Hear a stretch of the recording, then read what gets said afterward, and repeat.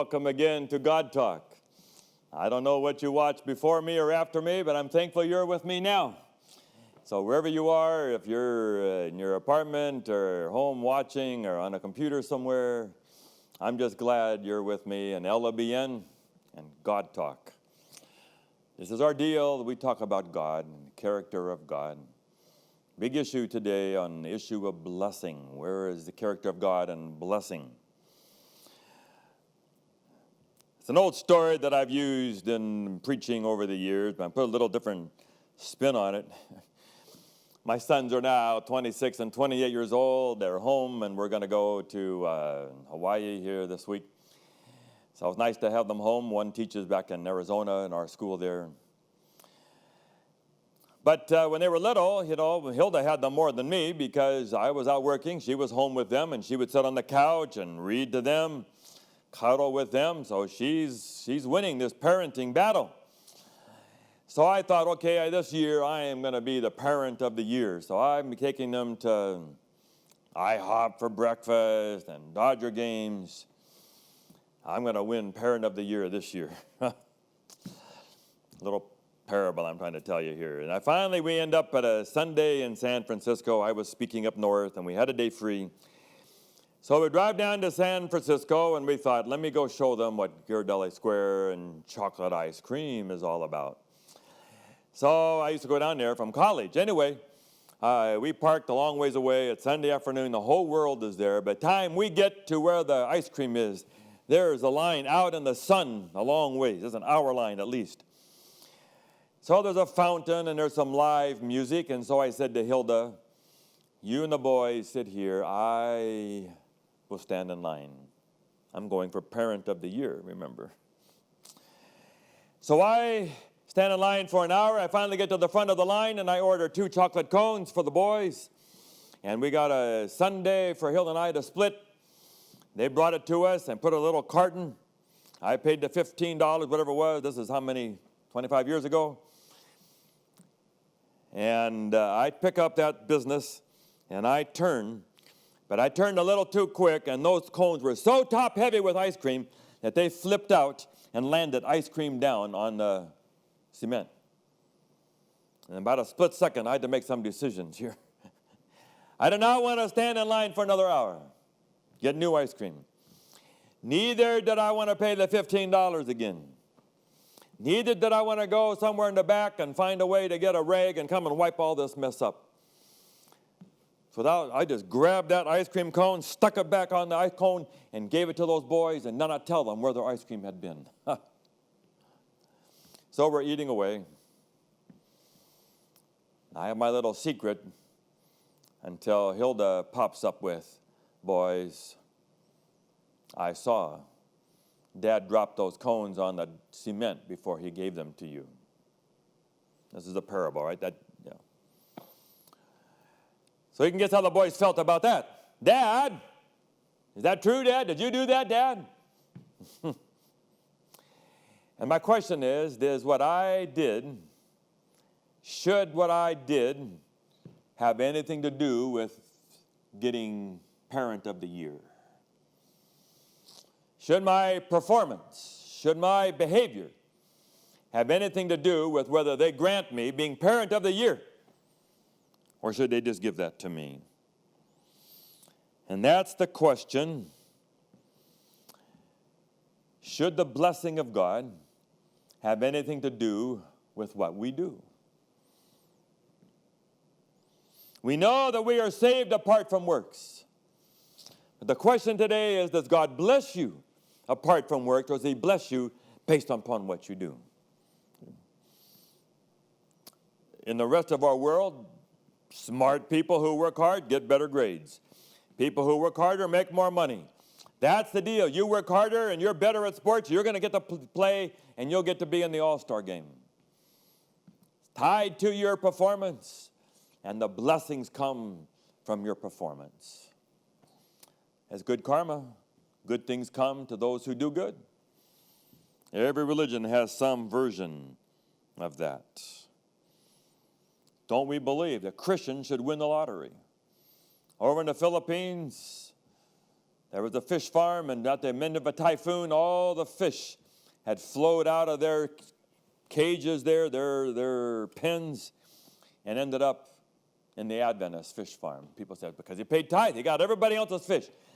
Is that the way it's supposed to be? If you do good, then God will bless you, and your stock will go higher than everybody else's, and your car will last longer, and you will get blessed because you were good. Karma. We were in Thailand on a mission trip when they sold our school and property in Singapore and reinvested it in property in Thailand. And while that money was in transition, the Thai baht devalued. I was there. And what was $10 million worth was able to buy $20 million. And they were able to put up a campus with buildings and houses and all of it. That's just, wow, really nice. Why can't it be like that? God's blessing you. We're God's people. Then bless us. You hear these stories. Adventist lady in Holland on her way to Ukraine or somewhere for a conference. One of those planes that got shot down over Ukraine. She decided at the last minute not to go because it was going to travel a few hours over the Sabbath. Didn't want to travel on the Sabbath. She canceled her ticket. Plane gets shot down. God saved her because she honored his Sabbath and followed the rules. What do you think?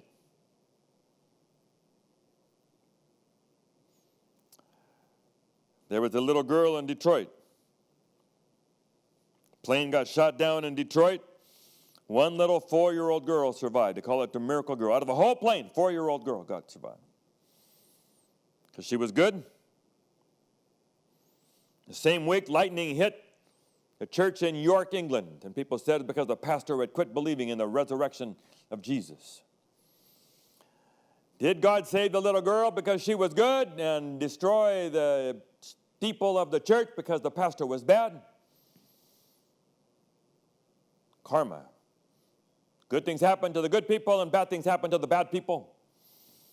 That's what we expect. 1994, in Brazil, they were going to have a huge youth congress in a church. Or not in a church, but in a stadium.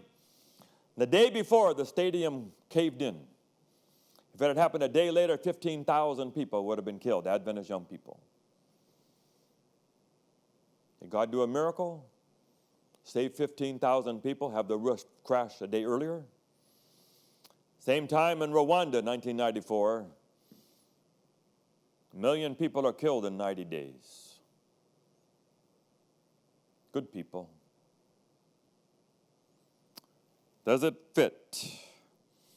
Day after my father died, my father's walking on a sidewalk and a truck comes along and kills him on a sidewalk. 10 feet this way, 10 feet that way, maybe it misses him. A second or two either way. Man called me the next day and said, Pastor Dan, where was the hedge? Should have been a hedge, God. Supposed to be a hedge around. If you pay tithe and if you're a good person, you're a pastor and you're a missionary and you do good to people, there should be a hedge. Are the blessings of God in any way correlated to your performance?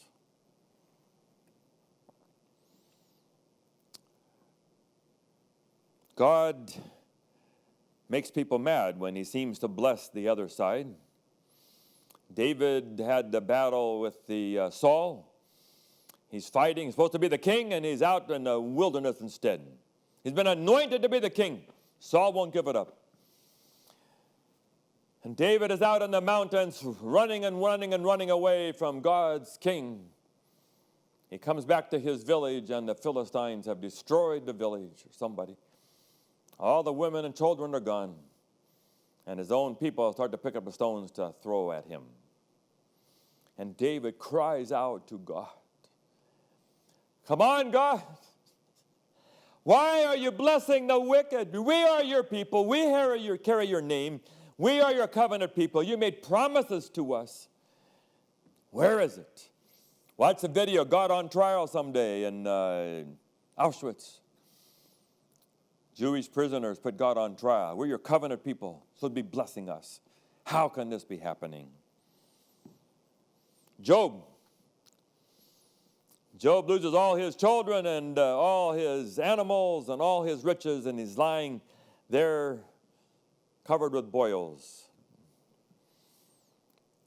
And Job says to God, in Job chapter 10, verse 2, "Why do you oppress me?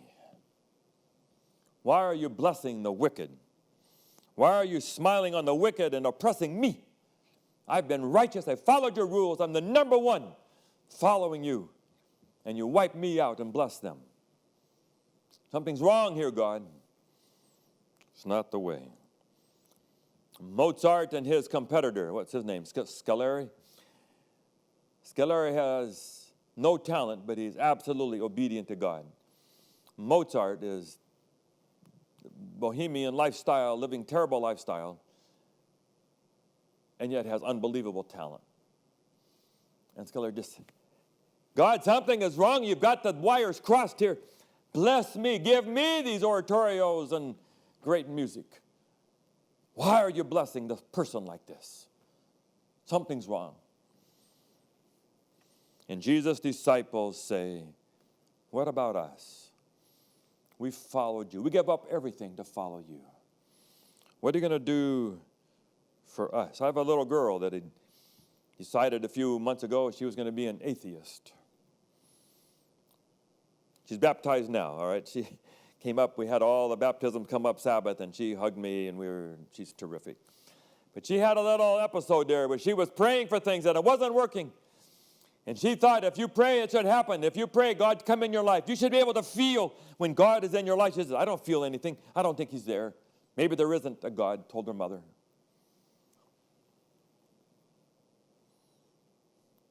We go to the government. We give the government gifts. We assume that if we give more gifts, maybe they'll be better to us. Give us more permits, give us our land, give us freedom, give us whatever. And that assumption, if you do something for someone, it should bring back to you.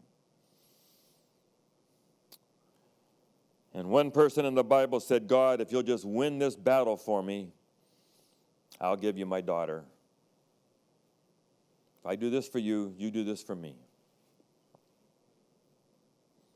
If you do good, God will bless you more."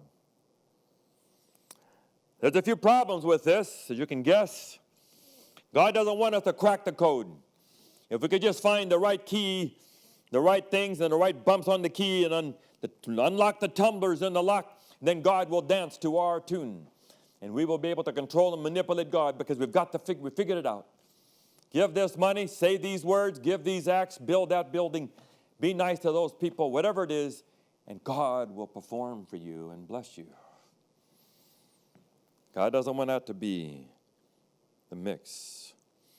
Number one, God wants you to be with him for him, not for the tricks. Just to go back to an illustration I've used another week. I had a young man who has some deficit, but he was mainstreaming back in college. I'm really proud of him. He had to write a paper for his, I think, an English class or a writing class, or maybe a speech. I forget. Maybe it was a speech. Came to me, and he had a whole set of questions, and he had these questions. How does prayer work, and what kind of prayer can you pray so that God will do this? And we were talking about it all. We got to this issue. How can you make sure that God will do what you want? Why doesn't God do more? And I said to him, the same illustration I'd used with this little girl.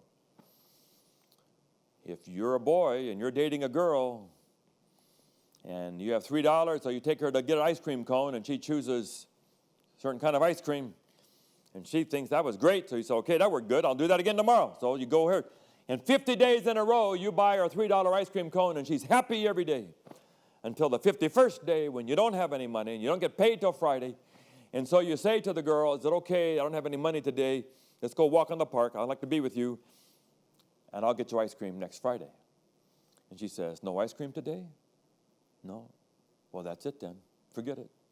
And she breaks up and walks away. What do you know? She wasn't in this relationship for you, to be with you. She was in the relationship for the ice cream. I said, Jesus feels the same. if he knows that you're only in here to get the tricks and get the magic and get blessings and do things for you, then he knows that it's not for him. And he wants to know that you want to be with him for him. So he has to be careful where he pokes into life and when he doesn't. You have to be careful of this whole idea of conditioning. Is that if every time you do something wrong, there would be a little electric zap. And every time you did anything good, you would get a little jolt of pleasure.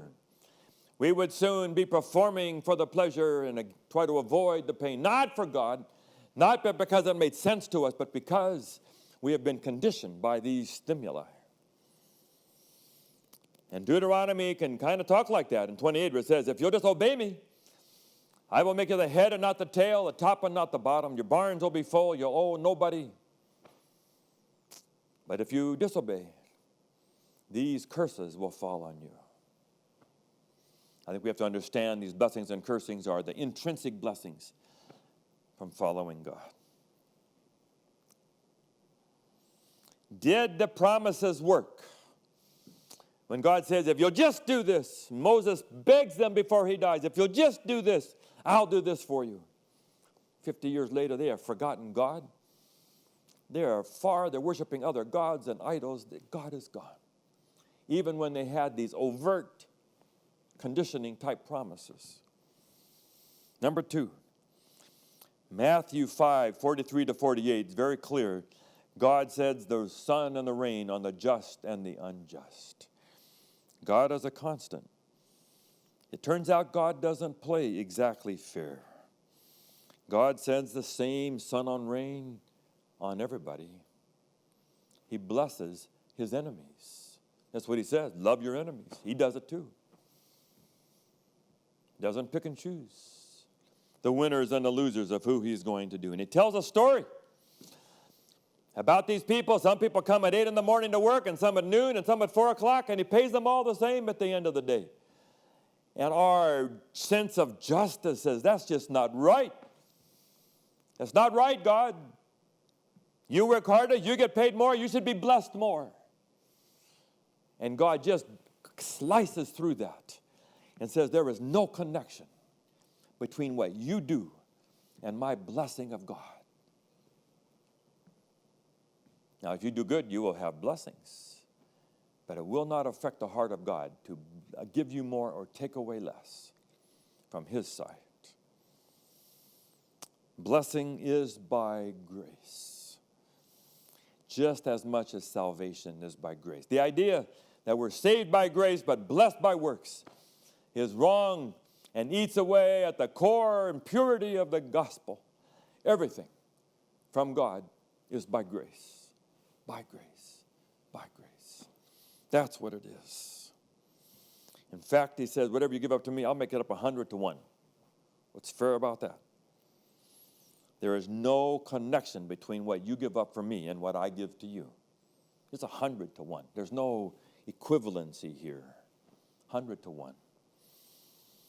Les Miserables. Maybe you've had a chance to see it or see the movie or read the book. Jean Valjean is a prisoner, the thief. Been in prison for 20 years. He gets out.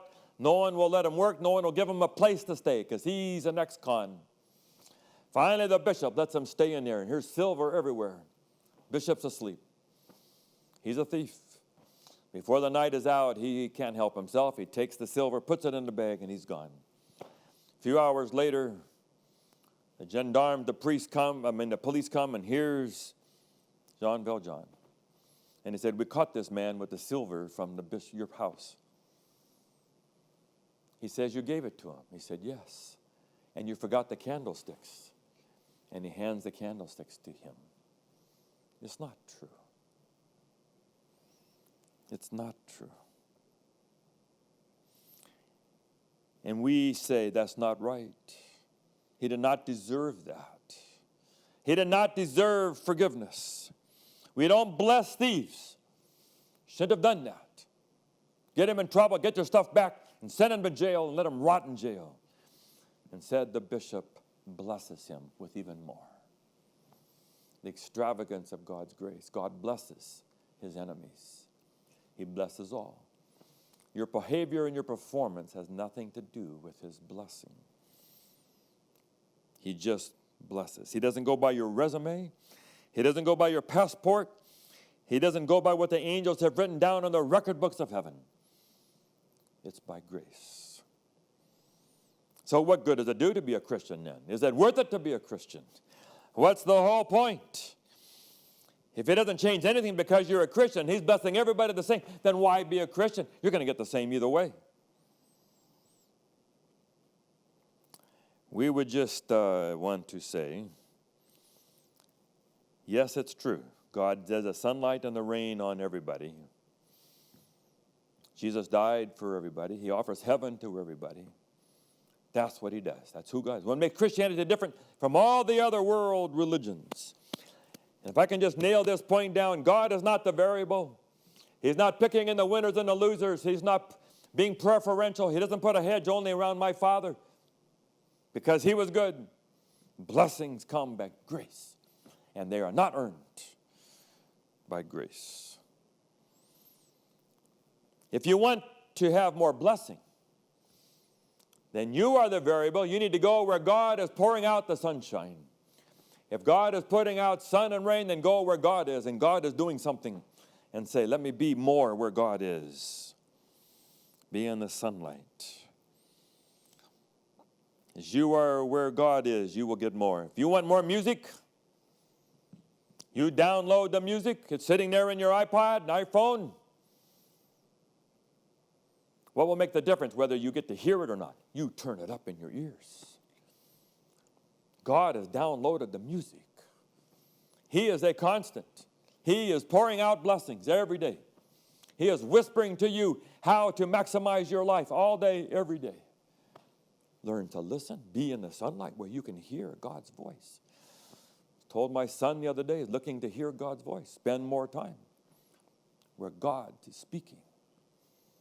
Tune out the other noise. Turn off the noise and listen. Be still before God without any preconditions and see what God will do. He'll bless you. But you are the variable deciding how much of God you will listen to, not God. Water is coming from the city. It is coming with the same force to every pipe, to every faucet, and every house. The difference in the amount of water that comes into the house is how much you turn the faucet on. We are the variable, not God. I was going to do a series of meetings in Chicago one time. I guess my wife told somebody, I don't know why this happened, but anyway, she told me later, she thinks that's what happened. She felt bad because I was going to preach this big series and didn't have a new suit. All my suits were old and threadbare. So this friend sent me secretly to Nordstrom. Nordstrom called me. I went to Nordstrom's and they filled out this whole suit. Had I done anything good in order to get that suit? No, I did not. But that elder was listening to the voice of God. And I was blessed and got to preach in my meetings with a new suit. Variables on our side. I have used these two words for years, externally and internally. Externally, God's blessings are indiscriminate. They are on everybody. Nothing you can do to get more of those blessings from God. You can't be good in order to get more. They are by grace. And God blesses in the sun and the rain. And if you are with God, God is pouring out love and grace. And you live in a world where there is bad gene pool or there is bad air. There's random chances. But it's not differential based on the heart and will of God. God wills good for all. God saves everyone. God sends the Holy Spirit to all. He gives forgiveness to all. That's what we believe. And it's all by grace. It's never earned. The blessings are internal. The difference between people who receive more and don't are those who turn the faucet, who turn the music on, who decide to turn everything off and get quiet before God. And then the blessings come. When you ask God to bless you, when you go eat, I don't think God reaches into the food and turns off the sugar and the cholesterol producing food. Where he will bless you is when you pray before you go through the grocery and you pick out what you want and you choose your recipes and you order food. That's where God will bless you so that you will choose well. Listen to the voice of God. I was in India at the end of every sermon, a couple thousand young people there from the college. Whole group, mostly girls, would gather around me afterward, put their little sari over their head, want me to bless them and pray for their test. What do you want me to pray for? For our test. I said, when's your test? Last week. What do you want God to do? Go into the teacher's office and manipulate the answers? No. You needed to pray before the test that God would help you so that you would do the test well and bring things back to your mind. God is blessing all the time. It has nothing to do with what you have ever done or doing or will ever do for him. God is blessing it the same all day, all night, everywhere around the world to everybody. God never changes. That's the way it is. Well, we got to wrap this up quickly. Some of you have heard the famous story. General Conference Associate Treasurer back in the Depression all of a sudden got the urge to go to New York from Washington, D.C., took the train up there, moved a bunch of money out of one fund into cash, and then sent it to the divisions all over the world. 3 months' worth of salaries for all over the world. Didn't know why he did it, didn't no reason to do it, against policy to do it, but he did it. Next morning, came back home, heard the newspaper, read all about it. Roosevelt closes all the banks. The General Conference called the meeting that Saturday night, said, what are we going to do? What about our missionaries? I already sent enough money for 3 months. Saved the missionaries' lives. Listening to God. God didn't control the financial system. He impressed a treasurer who did what needed to be done. God is blessing all the time. We turn on the blessing, how much you want to have in your life. Salvation is by grace alone. He died for the sins of the whole world. Whosoever believeth in him. One man's life and death brought life to us all. God's blessings have nothing to do with any of it. It is all by grace through Jesus Christ. Saving Private Ryan, a movie that's got a lot of violence. I haven't watched it all through, and you shouldn't. But at the end, when Tom Hanks gives his life for this young man, he's going to live, but the sergeant's going to die. He grabbed him by the ear and he said, you better earn this. You better use the life that I've just won for you to do something with it. Aren't you thankful that Jesus doesn't say that? He just says, here it is. I give it to you by grace. Use it for the glory of God. Never says earn it. We're saved by grace and blessed by grace. This is God Talk. Come back next week.